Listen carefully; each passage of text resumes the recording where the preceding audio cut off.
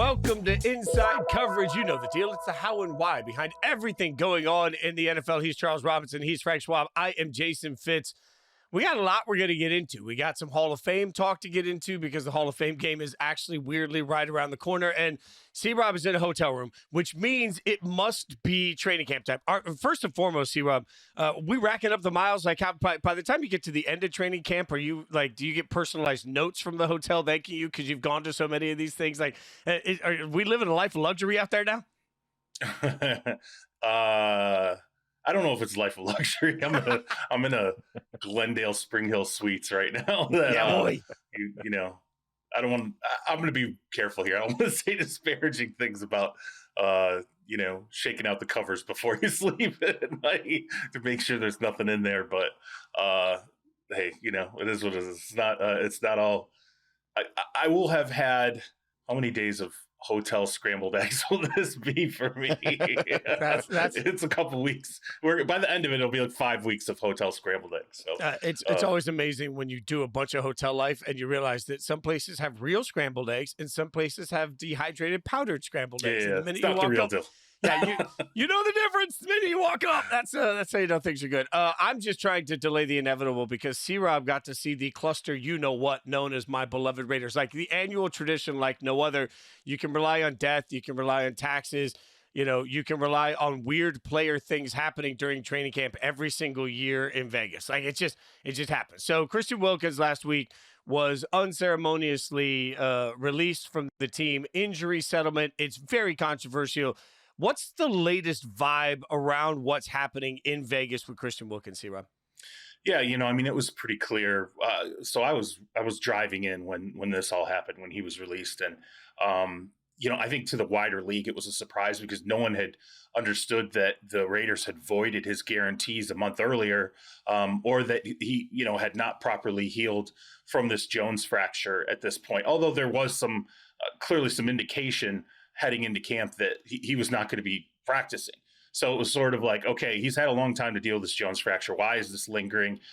You know, what are the problems here? And ultimately ends up in Wilkins getting his released. And look, the gist of it is there's really two things here. Number one, it was clear to me talking to people in the organization and you know, Pete Carroll put words to this, head coach Pete Carroll put some words to this as well, that they did not believe that Wilkins had created any kind of a path to returning to play football.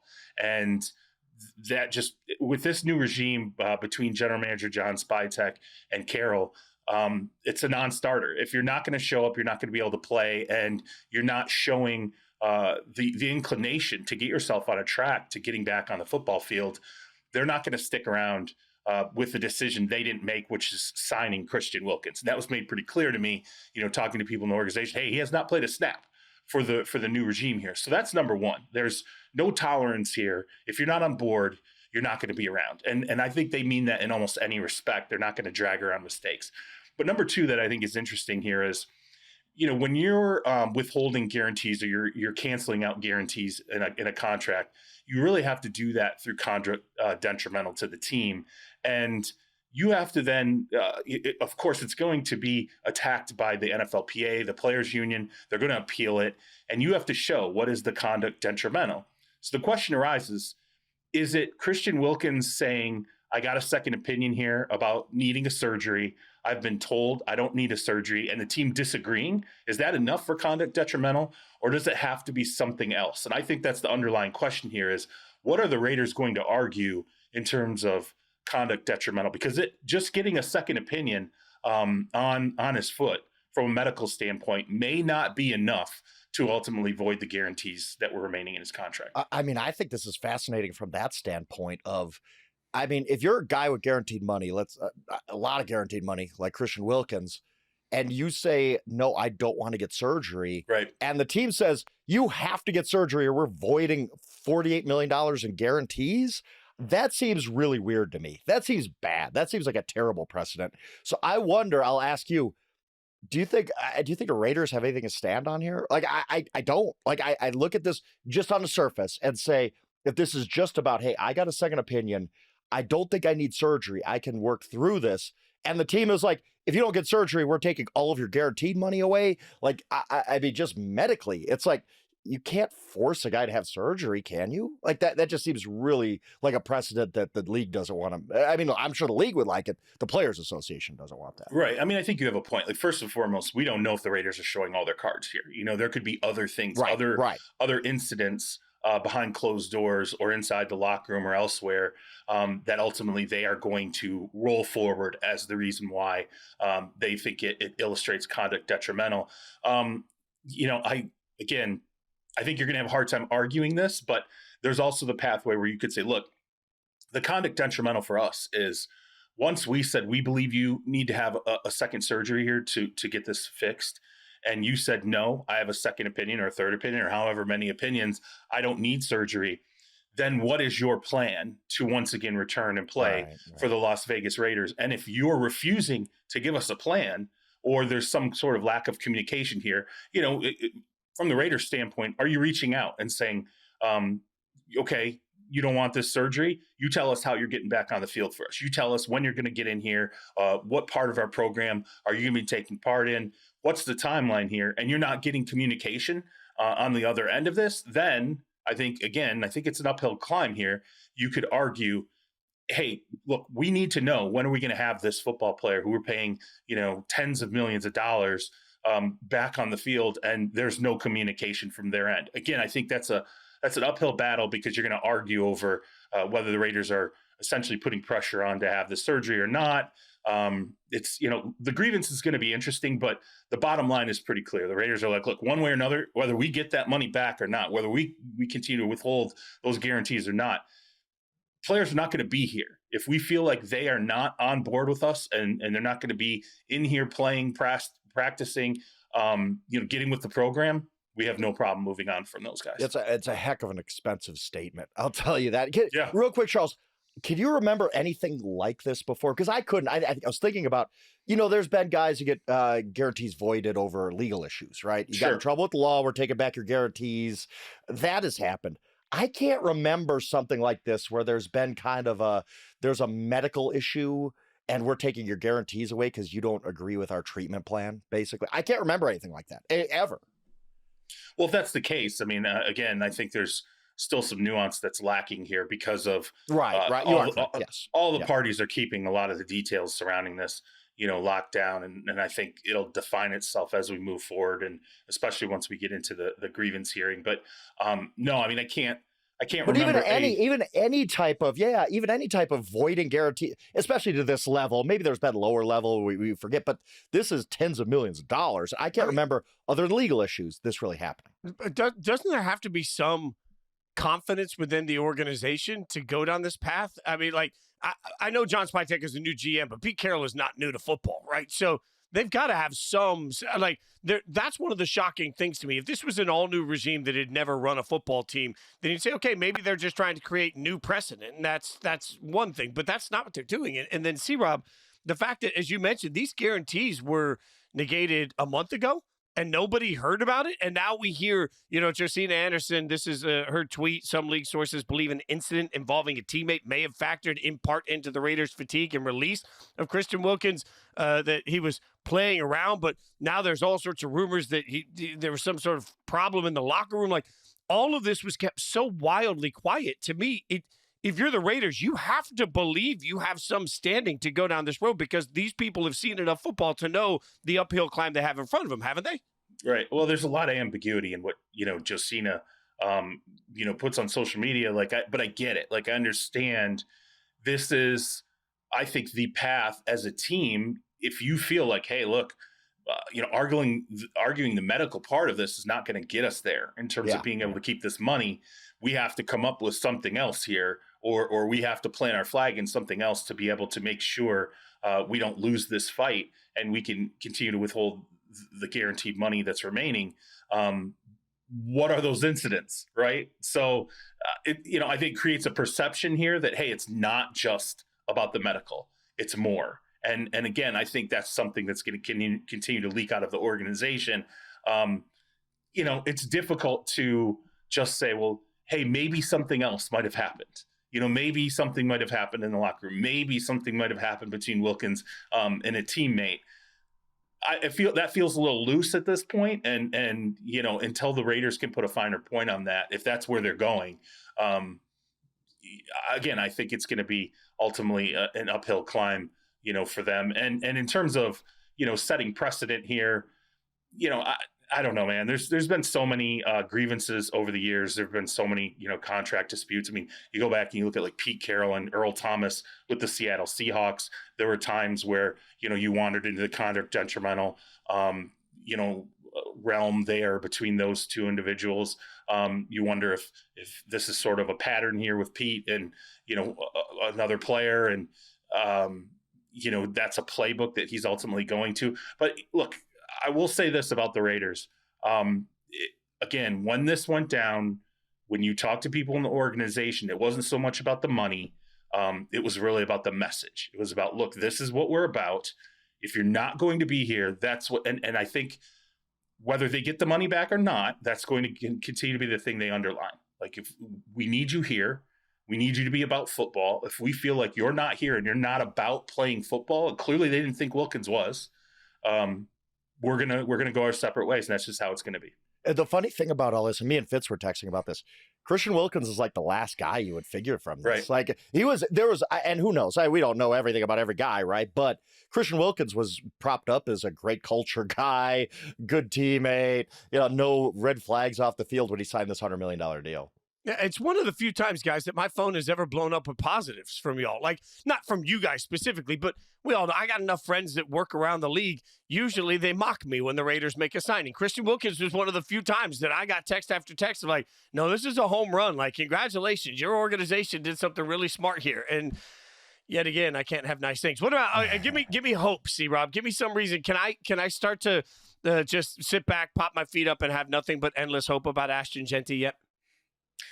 I mean, Jeanty, there's no doubt.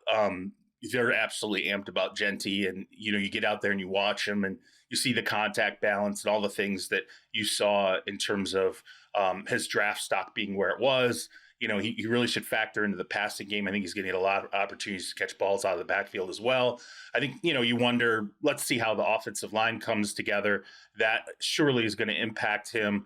But you know, one of the things I heard about Jeanty that was interesting while I was there was just his mentality as a football player. And, you know, John Spytek, who came in from the Tampa Bay Buccaneers, the Raiders GM, you know, he's seen a lot of things through the years in the front office. And, you know, one player that I think Spytek really loved in Tampa Bay was Chris Godwin, because when they drafted Chris Godwin, he had everything worked out in terms of externally as a football player. He had everything worked out by the time he went to training camp.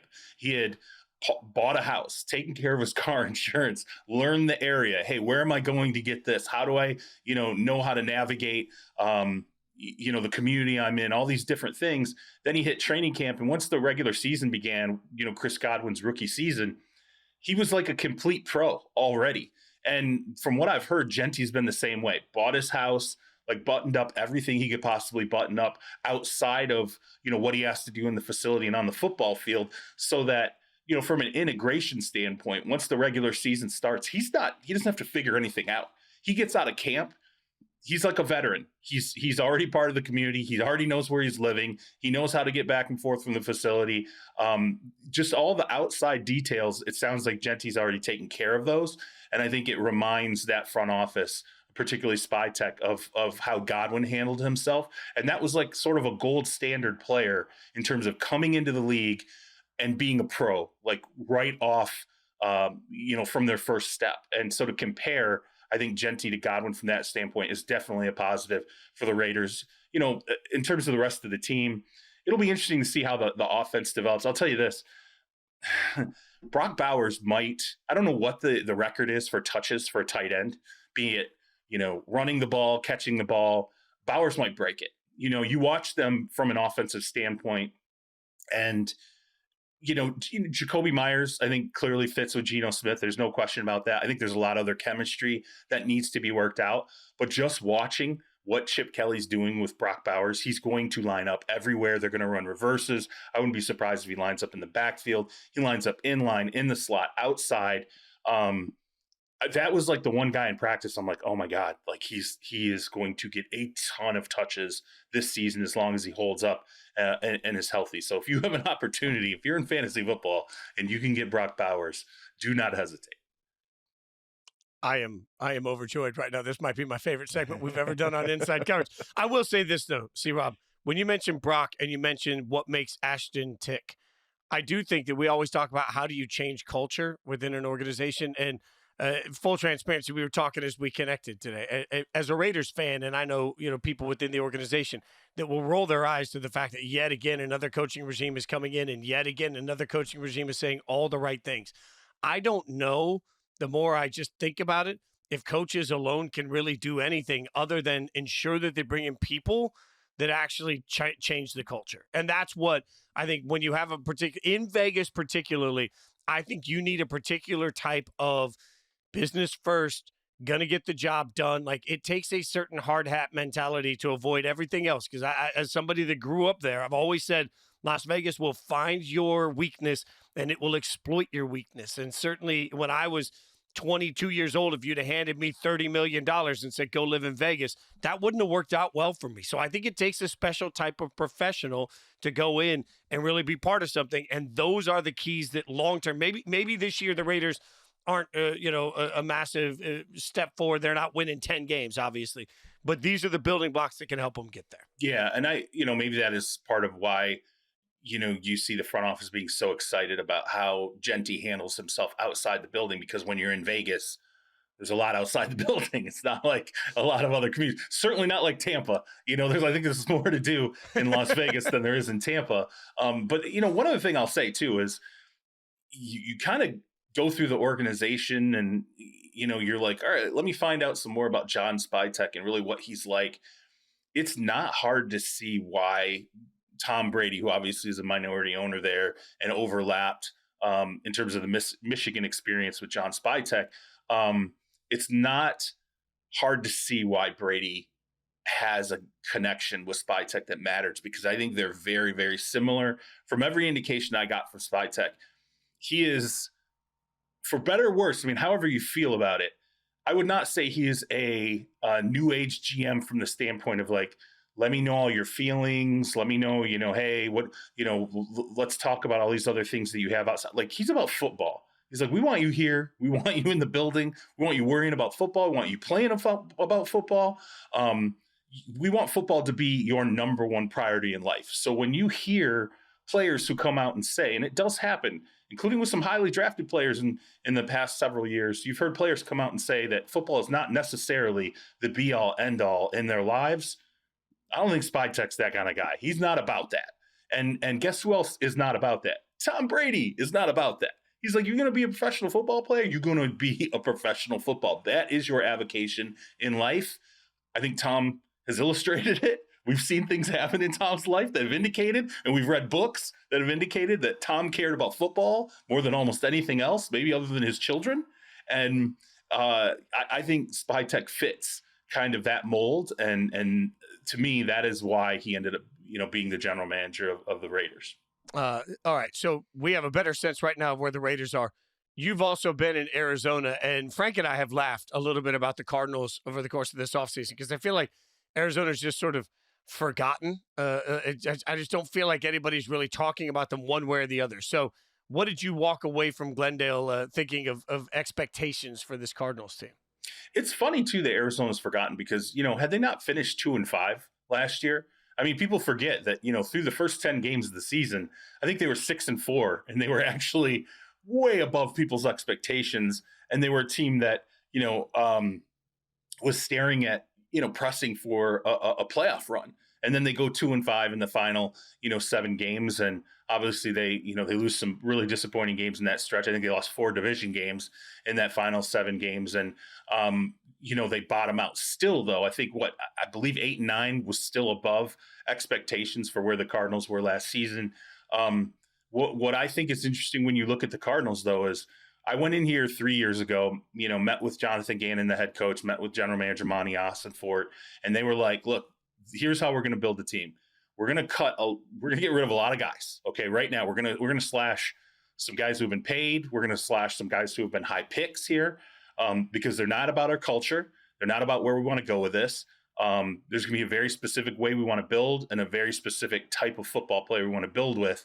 And it was very much we're going to build this team through the draft. We're going to take, we'll take our shots in free agency, but they're going to be very targeted. In terms of the money, we're not going to strap ourselves to long-term money that's going to hurt us. I come in 3 years later after hearing that, and I start to look at things and I go, okay, let me look at the dead money situation. Man, they're like 30th in the league in dead money. There's almost no dead money for the Cardinals. I'm like, let me look at their cap situation. They're in a great situation. They have money to roll over into 2026 if they don't extend some guys in 2025. So they're in great shape from a salary cap standpoint. And then when you look at the actual roster itself, it's laced up and down with players that they've drafted, players that they've brought in, some very economic free agent signings. They haven't strapped themselves to a massive amount of money other than Kyler Murray, which again was not their, that's not this regime's ultimate decision. They came in and are taking over for that money.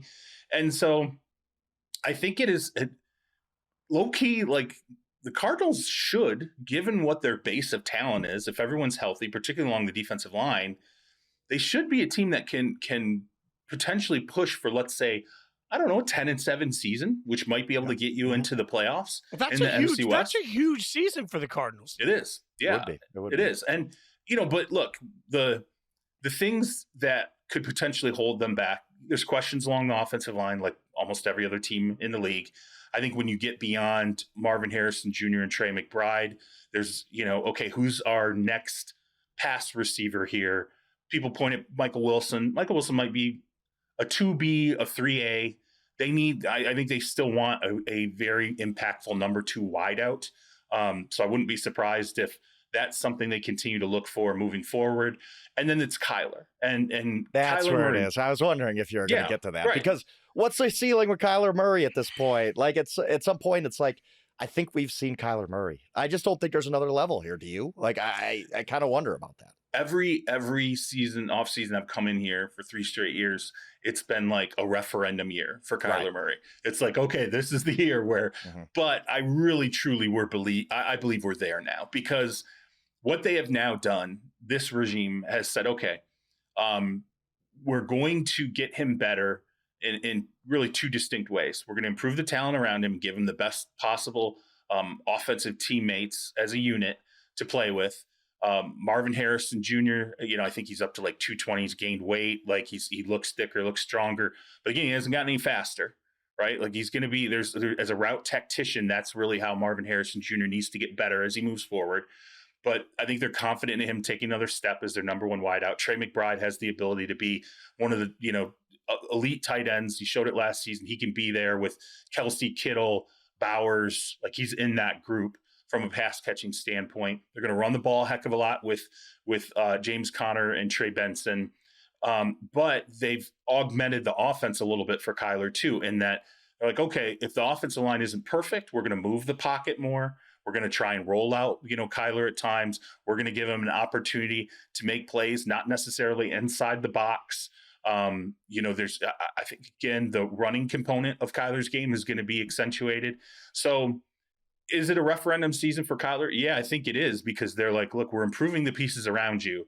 Now we need you to make the decisions, given some tweaking of the offense. We need you to make the right decisions downfield. And Jonathan Gannon said to me, he made a golf analogy. He's like, look, it's just, we're giving him the whole bag of clubs. We just need him to choose the right club for the right situation when he's making throws and decisions. That's ultimately going to determine, whether or not this is a make or break season. Right. And I mean, cynically, I already think we've had the referendum season on Kyler Murray. I think this is who he is. That. Like, if he shows another level, I'll reevaluate. But at this point, we're this is his 7th season already. 7th season. It's crazy. It doesn't seem like it, but there's just not been a lot there. And I get it. He tore his ACL and that sent him back. And he hasn't had the best teammates. Been a lot of injuries. Lot of, the coaching stuff and blah, blah, blah. So maybe, but I just feel like, and you kind of alluded to this, Charles, of like, we kind of hear this every year at this time. Like, this is what we're doing for Kyler. This is why he's going to have a breakout. And by your 7th season, kind of are who you are. That's my opinion. We'll see.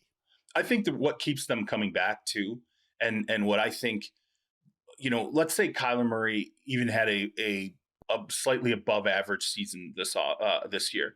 and he was made available next offseason, I think teams would be interested. And I think what keeps people coming back on Kyler Murray is go back and look at the Rams game last season. I think it was, early on in the season, and then the 49ers game to wrap the season, albeit against the 49ers team that didn't have a lot to play for, nothing to play for really at that point. And they're beat up too. Yeah. His highs are his good games are just, you watch the Rams game, you're sitting there, you're watching him and you're saying he is elite. This is like a top 3-4 type of game in football right now when he puts it all together. Now, the Rams didn't have their full complement of players. It wasn't the Rams team at the beginning of the season that it necessarily was at the end of the season.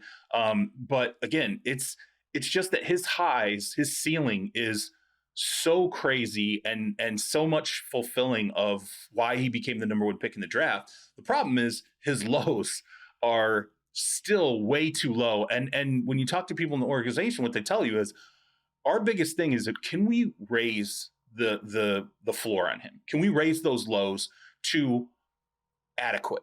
If they're like, if we can just raise those lows to adequate and then pair them with the games where he has those highs, he will climb up that board of, when you're ranking your quarterbacks in the league and is more of a top 10 guy than maybe a top 15, 16 guy. And I think they think if we can get him to being a top 10 guy, Jalen Hurts in some circles, arguably a top 10 guy, right?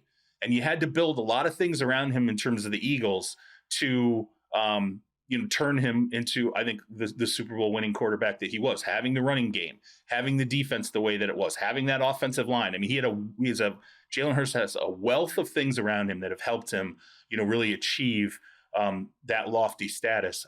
I think the Cardinals are looking at that as a similar situation to Kyler Murray. It's tough for me because I say all the time, context matters when we see performance from players. So coaching injuries, all of those things matter until at some point, to Frank's point, it doesn't. At some point, it's just like, this is who you are and this is what your situation is. And, I hate the phrase injury prone because I don't really think somebody is injury prone, but sometimes bad things just continually happen to certain players. Sometimes the situation just is what it is. Like, I think there's important context to why we are sort of sitting here with Kyler saying, and that's fair. I just don't know that he ever breaks out of that context to me. Like, it's just going to be continually some level of it. That being said, it's still better than taking a stab at the apple in the draft, which might not help anybody either way. Well, Fitz, and here's the thing too. I think you could argue that they've already left quarterbacks on the board when you go back and you look, particularly when, you look back at the 2004 draft, right? Or 2024 draft. The multitude of quarterbacks that got drafted in 2024, you could have left a good quarterback on the board in 2024 when you ultimately stuck with Kyler Murray. You could make the argument at that time for passing, right? But now we're getting to the point where, as Frank said, we're in year 7. You kind of are what you are in year 7. And if he shows in year 7 that he is what he is, if he just sort of replicates the Kyler Murray experience we've seen in the past, I don't know that you can necessarily pass on a quarterback in the 2026 NFL draft. And that's a point that I made, to some in the front office. I said, look, every year is a referendum year for Kyler. The difference is this is year 7. It's another referendum year. And you have another draft that potentially could have 4, 5, maybe 6 quarterbacks drafted in the first round, depending on how the college football season plays out. I don't know that you can once again pass yet again on a number of quarterbacks, and that's going to be pressed against how Kyler performs this season. Everyone's going to be talking about those quarterbacks that could be first-round picks in 2026. I think the problem with that, though, is Arizona's not going to be bad enough to get one of those quarterbacks. They're going to be pretty good. Like, I when I was doing the Cardinals preview, I was like, there's a lot to like about this team. We kind of forget because of the way they finished, right? Like, they finished poorly, but then you look back and you're like, well, this team doubled its win total from the year before. And why can't they be – I mean, even if you prove to 9 wins, okay – with Kyler being the 16th best quarterback in the NFL, you're not drafting a guy there. You're not going to draft. They're stuck. They're a little stuck that way, and I worry about that with them, that they just get stuck in the worst place to be in the NFL. I've said this a lot often, is right in the middle of quarterback. If you bat a quarterback, you just move on. Who cares? Whatever. We're going to be drafting 5th in the draft, and we'll draft whoever, whatever quarterback flavor of the month in the draft. If you're really good at quarterback, you pay that guy and you're happy. If you're in the middle, you just talk yourself into it year after year after year because you can't draft anybody better. And here's a guy who's at least okay. And maybe if we pull off a Philadelphia Eagles and we draft like Howie Roseman, we can make him Jalen Hurts. Like, I guess, like it doesn't happen too often. So I just worry for the Cardinals that they're just kind of going to be stuck in this, like, we're not really contenders, but we're not bad enough to tank. We're not going to get a quarterback. We got Kyler. That's a bad place to be in the NFL sometimes. Yeah, frankly, nobody was worse for a period than the Bears, and they were supposed to have gotten their quarterback that turned it all around. But camp hasn't started so well. We'll get into that. Some big news across the league. We'll break it down for you after we take a little break. Welcome back. We're getting caught up on training camp news all across the board. And so I talked a little bit about this on a radio show last week. But guys, let's acknowledge something here. Less is more sometimes in information. Like I laugh about the fact that when I was a little kid and I wanted to get the Raiders score, I had to dial up the George Michael sports machine late at night and call it. Like I had to wait for a broadcast to give me a highlight, to run to the corner store on Fridays and Mondays to get the USA Today because there might be a picture of Bo Jackson in there. Like that's the world I grew up in. And I've often laughed about the fact that now we know not only practice squad guys, but we know guys that aren't having a good practice along the way. And everybody gets super worked up about it. And J.J. Watt tweeted out the other day, he's like, I thought this was sort of a myth, but it turns out people are really stat tracking practice, and you can't do that because you don't know the situations. There's so much nuance to it. So I acknowledge all those things while also acknowledging that the video footage coming out every single day out of Bears camp seems to be focused on the fact that Caleb Williams is not good. And Alyssa Barbieri of Bears Wire, to quote, this is her tweet, the first day was littered with pre-snap issues, including the offense lining up incorrectly consecutive times during 7-on-7, which prompted head coach Ben Johnson to yell, "You're out," and pull them out of the drill. The second day featured issues with false starts and botch snaps, with the third day featured back-to-back interceptions by Caleb Williams and defense bringing the pressure. Everybody's freaking out. I don't know, C-Rob. Ben Johnson came out and said, hey, we're rebuilding this whole thing from scratch, right? Like everything he knew last year doesn't matter. We're rebuilding it. How patient should everybody be looking at Bears camp when you see these, I mean, you're the one that's out at all these training camps. Like, should we be freaking out about quarterbacks playing like dog poop in the middle of training camp? Well, first off, like I remember J.J. Watt being on the Houston Texans roster when people were counting Brock Osweiler interceptions in training camp, and Bill O'Brien was freaking out on reporters, like lighting up reporters about counting interceptions in practice, like just went off, right? About how stupid it was. You know, this is the time to make mistakes, and, you know, this is meaningless right now, and you're killing this kid. He's not gonna have an opportunity to succeed. You're already undercutting him. And then Brock Osweiler was what he was when the regular season rolled out, and J.J. Watt was on that roster. So I don't. It's not the first time people have counted, things that are going on in training camp. That's been going on for a long time now. You know, I'd argue, look, the last 20 years, if not longer, we've paid a lot of attention to how people are performing in training camp. That said, I do get it. Like this whole idea of like counting completions versus incompletions. But one thing that I do think is translatable is, can you run the offense? Can you run it with speed? Can you spit out a play in the huddle? Are you taking too long? Like, the coaches, what they prize right now, before I think you even get into the completions or incompletions of the decisions you make, can you break the huddle in time to get a playoff? Can you get guys in the right play at the snap? You have to have the fundamental foundation down first. And if you don't, that's going to be a problem. And I remember, look, watching Sean Payton go through that, with Russell Wilson, coming through Broncos camp, and, him being frustrated at times, like Bo Nix being a rookie and needing to get some of those staple things down early on in training camp. Can it be overcome? Yeah, absolutely. And I would remind people, what was Jared Goff's record his first 11 games under Ben Johnson in Detroit? Right. He was 0-10-1. Okay? Like, it didn't get off to a great start with Jared Goff in Detroit. And then when it rounded the corner in a really big way. I would say that Johnson runs, a complicated offense. There's a lot of stuff that goes into this. There are a lot of different looks. There's a lot of different variations.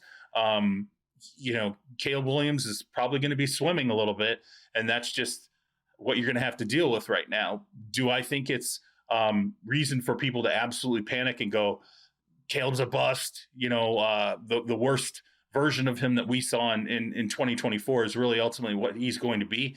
I don't think we're there yet, but if this is something that continues on late into training camp. I would say, do you feel like maybe it's going to be a little bit more of a roller coaster at the beginning for the Bears than maybe we initially thought? Sure, I can get with that. But Frank, you and I have seen over the years, we've seen players with roller coaster beginnings and it flattens out and it turns a corner. And I would even argue, and I would ask you this, don't you think that's what you're going to get from Ben Johnson? You're going to get Caleb Williams is going to get pressed by a guy who expects perfection on an offense and just came from a situation in Detroit where he had a high-level veteran who could run everything he wanted. He could be asked to run different looks. And, you know, Jared Goff is deep into his career as a veteran and could handle everything thrown at him. This is now the transition where Ben Johnson's dealing with a second-year player, and it might not be the case. Yeah, talk about pushing him hard. I mean, this was Mr. Nobody watched film with me last year. Like, you're not going to have that this year. You're going to have a guy on your behind. Real quick, I do want to point this out, the Bo Nix Broncos thing. And one of the drum beats for Broncos camp has been Bo Nix is getting the plays out so quick now. He just knows this offense. Like, it is second nature to him. And sometimes that takes a year, whether you're a rookie or not. And there's 90% of me is like, this is camp nonsense. Defenses are ahead of the offense early on. But yes, when you're having kind of functional things, like you're having false starts and you're not getting the plays out quickly enough and all the pre-snap stuff, that's a little concerning. The 10% part that concerns me is we saw flaws in Caleb Williams' game last year. And I don't want to, like, I'm not sitting here saying that that's going to continue because I think Caleb Williams could be really, really good at Ben Johnson. But there is that little part of me saying maybe just these flaws are too much. Like maybe the fact that he holds the ball too long and all this kind of stuff is a little bit too much to overcome.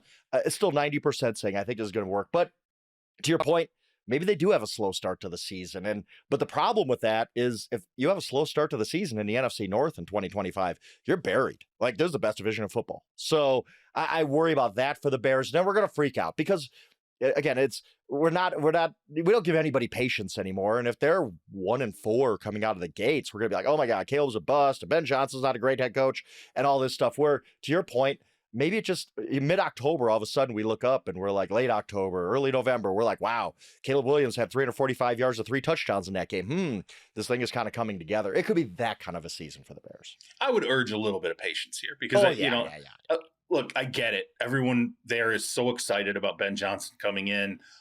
You go through, the quarterback series. I think he looked good in the quarterback series as well. And look, let's be honest. It's not like Ben Johnson has spent a lot of time leading into this Bears season downplaying where he thinks they can go. I mean, he's done nothing but, I think, hype up Bears fans along the way. But again, I think we were always kidding ourselves if there was this idea that there was not going to be an adjustment period. And I even said before the Bears hired him, I said part of what would worry me if you're the Chicago Bears when it comes to Ben Johnson is he's dealing with a quarterback who does not screw around and waste time not making decisions. Like Jared Goff very much in that Detroit system is like, okay, this is what I got to do. I got 3 options here. Boom, boom, boom. Ball snap. I'm getting the ball out. Like, this is where I'm going. And I'm not screwing around trying to make a big play downfield. I'm not, does he do that occasionally? Sure. But the vast majority of the time is Jared Goff just operating what's given to him and taking the options that are on the table. Yes, very much so. And Caleb Williams, not that kind of player coming out of USC. And we saw it at times with the Bears. You hold on to the ball. You want to make big plays. You're going to improvise. You're going to play outside of structure. Can that get worked out of him? And that was, frankly, before Ben Johnson, ended up being their head coach. That was to me, the concern is that you're like, these are not really similar types of quarterbacks. Granted, one is young and one is much older, but Jared Goff also came into the league very much being like, came out of Sonny Dykes offense where it's like, what I was told was he ran 7 plays in college and it was like, hey, it's this, or this. Like, you're going to go out, you're going to make that decision and we're going to move on. So, I think there's just a little bit of meshing those worlds for Ben Johnson. But again, I would not panic right now. If you're the Bears, we're early in camp. Yeah. Pads aren't on in most places right now. Well, and relax. See, Rob, the other 2 things I would add to that. One, I'd stuck in my head watching quarterback, which was great this year as always. But watching Kirk Cousins who's been in the league for 13 years, as they told us multiple times, struggle in the beginning of camp because he was just trying to get guys moving the right the way. motion. He didn't like motion. He kept saying, he's like, man, this is just so much. And I think about, well, that's for somebody that's been in the league for 13 years that speaks these languages fluently. And then the other part of it is even talking to my buddy that covers the Titans.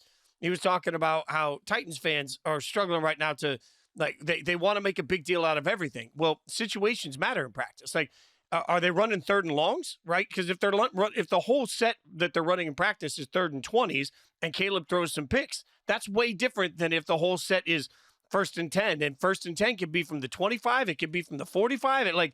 It can be from the red zone. Like, there's just so many different portions to this. We are seeing this much. And I would beg anybody, if you walked into a physics class and you saw this much, I don't think you really understand what the entire project is. You got to trust your coaching staff to see the entire puzzle for more than just these little social media highlights that are coming out.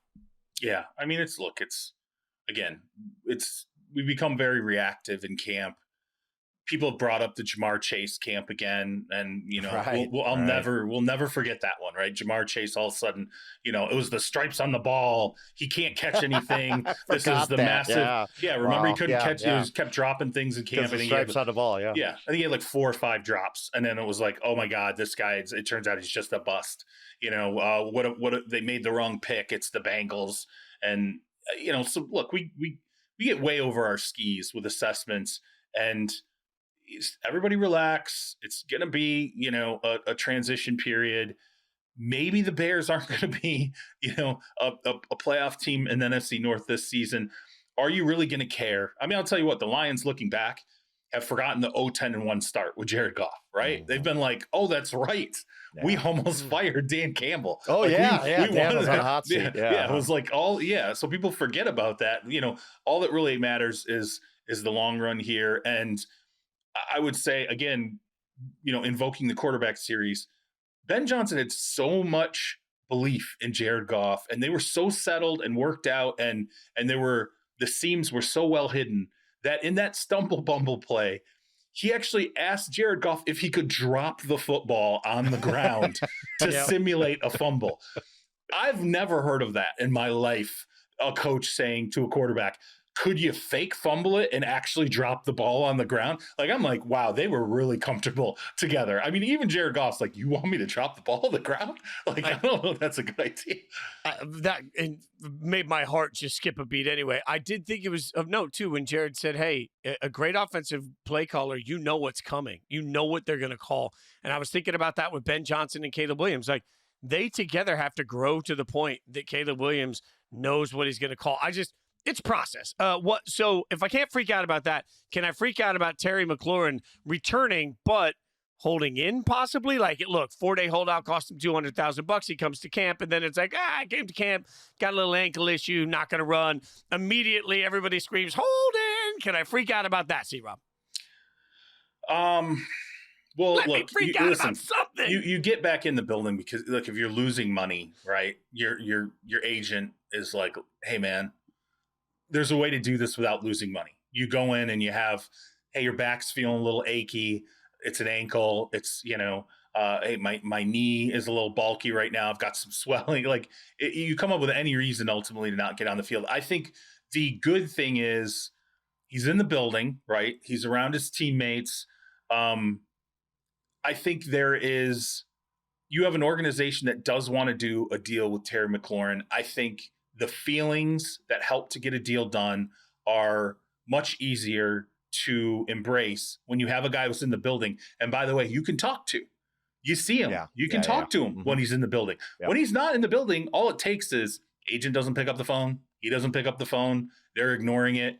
The guy says, you know what? I'm so pissed off about this. I'm going to go to Cabo for a week, because I just want to clear my mind. He's not doing any of that. He's there.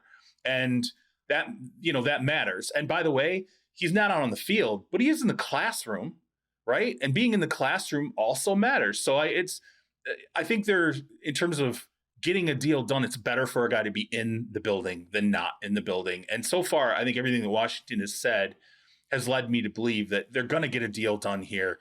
But, when wide receiver money creeps into the $25 million, $30 million range, which is where any number one wide receiver worth his salt, particularly young quarterback, wants to be, these deals are not going to be as easy to get done as people necessarily think. Look, Justin Jefferson, even that deal now, I can tell you, I'm not going to say which team it is, but I've been through five training camps so far, and I had a very specific conversation about wide receiver money with one general manager, and he just straight up said, like, the Justin Jefferson deal is just undoable. Like, it's just, even now, it's one of these deals where it's like, what do we, like, it can cripple your franchise. We're never going to do a deal anywhere approaching that, for a wide receiver. Yeah, I still think there are teams right now that are like, paying a wide receiver $30+ million is, as this general manager said to me, he touches the ball maybe 8 times a game. Like, wow. I can't pay a guy $30 million on offense who touches the ball 8 times. I just won't allow myself. That's why that's the same line of thinking that led the Tennessee Titans to trade AJ Brown, though. I mean, like, this is the market, but I mean, specifically, John Robinson did a really nice job filling in on Good Morning Football. I'm sorry, I'm just throwing shade. Go ahead, Frank. The McLaurin thing, yeah, I assume it'll get done, but it's one of those things I always say, like, until it is done, and all of a sudden now, we get into August, or we get into the first preseason week and a second preseason week, and it's not done. Then you start to worry. Look, Terry McLaurin is a dude the Commanders, a fairly new regime there, should want to pay and put him out in front of everybody and say, look, this guy was a soldier for us when we were terrible. We want to reward him. This is what happens when you do your job and you're a consummate professional like Terry McLaurin. You will get rewarded by this regime. Let me throw one thing at you, though. Sure. Adam Peters, the general manager there, was in the 49ers organization, right? Brandon Ayuk went through. Now Peters was not there for this, but it happened, right? And Peters has institutional knowledge of the 49ers organization. Brandon Ayuk went through a hold-in, right? Did the whole, hey, I'm going to be here, but I'm not going to be, out in the field. Maybe I'll take a walk around practice at times and make it a little spicy for the beat writers and the national writers who are coming through. Ultimately, what happened? The 49ers did their deal with Ayuk going into camp after shopping him around and potentially looking at trading him to like Pittsburgh, New England, maybe Cleveland. The deal got done. Fine. Everybody's happy. And now you're kind of like, are the 49ers really that happy with this deal? Are they really happy that they did a Brandon Ayuk deal? Nope. Yeah. I mean, there's been a lot of like, hey, is Brandon Ayuk available? Right. Are the 49ers going to stick with this guy long term? You went out and drafted Ricky Pearsall. You got Juwan Jennings. You have, some other players here who ultimately you have to pay, got the Brock Purdy deal done. So that's just to say, like, remember, Peters has institutional knowledge of being inside the 49ers. He knows Kyle Shanahan. He knows the front office there. He knows there was a reticence there on that, behalf of that front office to pay that much money for Brandon Ayuk. And I'm sure he knows that there's maybe a little bit of buyer's remorse here. Maybe that plays into Peters' mind where he's like, I don't want to have buyer's remorse here and just roll out a $30 million a year contract.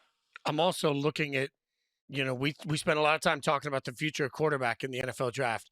When you look at some of the young wide receivers that are in college football right now, you can't tell me that it doesn't make sense at some point. I mean, I'll be talking to Jeremiah Smith today for Yahoo Sports, right? Like a lot of these young guys, they fall in love with. Yeah. I mean, look, I get the wide receiver thing, but Jeremiah Smith, Ryan Williams, and that 2027 class looks like good, super bumper. It's less about those two particulars and more about it. You want to like wins above replacement. If we're going to have that conversation about running backs, particularly, do you ever, do you pay one because you can draft one? I just have to wonder for the top of the 1% of the 1% of the 1%, they'll get their $30 million a year. For everybody else, you're really going to sit there and say, well, would I rather pay this guy $22 million or would I rather just go take a stab at the next rookie phenom at the wide receiver position? It's just, to me, it's going to become a replaceable position at some point because of the good play, the quality play that's coming out of college. All right, speaking of getting paid, Rashawn Slater got a massive, massive contract. What's it mean for the Chargers? Plus, are the Cowboys ever going to sign Micah? We got some more news to get into. We'll do it next after a quick break.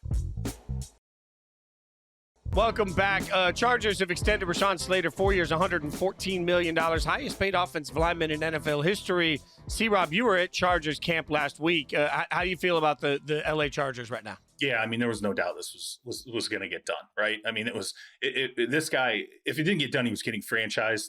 So you're going to pay that kind of money at this stage anyway. He's your anchor left tackle. They've got Joe Alt ultimately on the right side. When you go through Chargers camp, whatever questions they have about the offensive line, and they do exist, like their left guard center position right now, they're sorting that out. You're hoping Mekhi Becton at right guard is the Philadelphia Eagles Mekhi Becton that you're signing. The one thing they don't worry about is they sit there and go, we probably have 2 all-pro tackles. We have an all-pro left tackle. We have an all-pro right tackle. And by the way, our all-pro right tackle and Joe Alt can also play left tackle for us as well, if that's ever needed. So those are the 2 guys that absolutely are going to make their money. To me, very similar to like you look at the Detroit Lions, like Penei Sewell and Taylor Decker have gotten paid out the wazoo over the course of their career when it's come to the Detroit Lions. Joe Alt and Rashawn Slater are going to be the always paid tackles for the Chargers, and they'll sort out how to massage the rest of the money on that offensive line. But there's no question Slater was getting paid. He's an all-pro level talent at left tackle. We can argue about whether you pay this position, that position. You pay offensive linemen. If you have a great offensive tackle, you go ahead and pay those guys, no question. Pay the fat guys is always going to be a theme on this fat. show. That's why do we keep calling them fat guys? Have you seen these guys?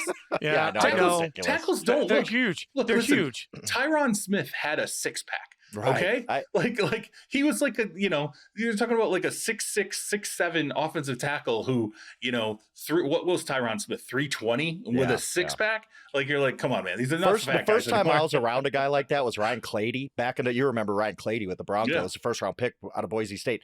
I was like, this dude doesn't have like an ounce of fat on his body. He's just They're not like massive. That He's just massive. Yeah, that's it is astounding too. Post playing career, they either end up like Joe Thomas or jacked. They they either end up jacked or they end up maybe letting themselves go a little bit. I won't throw my buddy under the bus that's let himself go. The Cowboys extend Jake Ferguson 4 years, $52 million. Highest paid tight end in Cowboys history. I'm sure Cowboys fans can now stop obsessing over Micah Parsons. I kid. C-Rob, does this mean anything? Well, yeah, of course it means. Like, anytime there's an extension done at this point for the Cowboys, you're like, wait, what? Who did they extend? They extended the tight end? They didn't get the edge, the edge rusher done? Yeah, I mean, it's what's going on with Micah right now. It's crossed into that territory where you're like, is it going to get messy? And in a way it has, because you had other players have to chime in on it. I thought it was hilarious that Dak Prescott was basically like, this is who we are. This is what we do. Like, it's just like, this is when it comes to contracts, right. Like we're just this team when it comes to contracts. It's always going to be like this. But look, when you have CD, sounding off, when you have Dak sounding off, you have other ex-Cowboys players sounding off who had to go through their deals with Jerry. Signing someone else in the midst of that absolutely, I think adds a little bit of fuel to the fire, particularly when it's a tight end who's been okay. He's not a Pro Bowl level player really. I think consistently. I think he was a Pro Bowl tournament one year. It's okay. It's not the signing everyone's looking for, and it's not the signing that's really going to define the preseason for the Cowboys. Yeah, I was like, Jake Ferguson, good for him to get the deal on Wisconsin and all that. But like, it's it's like, I guess, like, fine. But yes, Micah's going to get paid. We all know he is. We all know that Jerry's just giving us content for August, right? Like, that's all we're doing. We've dealt with this so many times over the years. Do either of you, Frank, do you believe that there's a real chance that Micah Parsons is not a Dallas Cowboys in a year? No. C-Rob? No. Okay.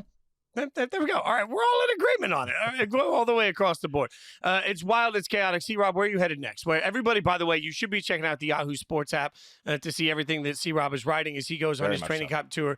So is Jory. They're both doing great work getting out and just getting in the thick of it. Where are you headed next, C-Rob?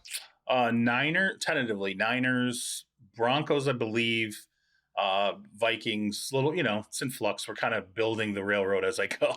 That is amazing. It should be noted, as we will continually note on this show, Frank and I openly pleaded to get the Raiders assignment. We thought we could handle that training camp in Vegas for a few days. Somehow they decided not to send us. We weren't allowed to go to the casinos and expense, shot and a drink. But okay, wait. Okay, listen. I never got within 20 minutes of downtown Las Vegas. That's a I was shame. in Henderson, Nevada. Ugh. I love Henderson. Henderson's a great little Oh, suburb. yeah. I was staying in a green pen Marriott property, okay, not a red pen. For those who travel a lot, you know the difference between the red pen properties and the green pen properties. One is a lot cheaper. That's and how I a lot know you're further a away from the Marriott action. nerd. Yeah, that's how I know you're a Marriott nerd. I mean, My goodness. So all I heard is that you don't know how to have the same level of good time Frank and I would have Yeah. had. I'm just, No sleep, no we, sleep we, Saturday or whatever. where there's a will, there's a way. All right. We only asked for one camp assignment, so we don't have to worry about sleep. That's maybe next year we'll keep fighting the good fight. Follow us on social media at Yahoo Schwab, at Charles Robinson. I'm at Jason Fitz. If you've listened this far, rate, review, subscribe. Give us the 5-star. If it's anything less than a 5-star, then we don't want your review. But give us the 5-star, rate, review. Tell everybody to check the show out. We appreciate you guys. Come back next week. More training camp news that you need to know will come at you then. We appreciate you guys hanging out with us.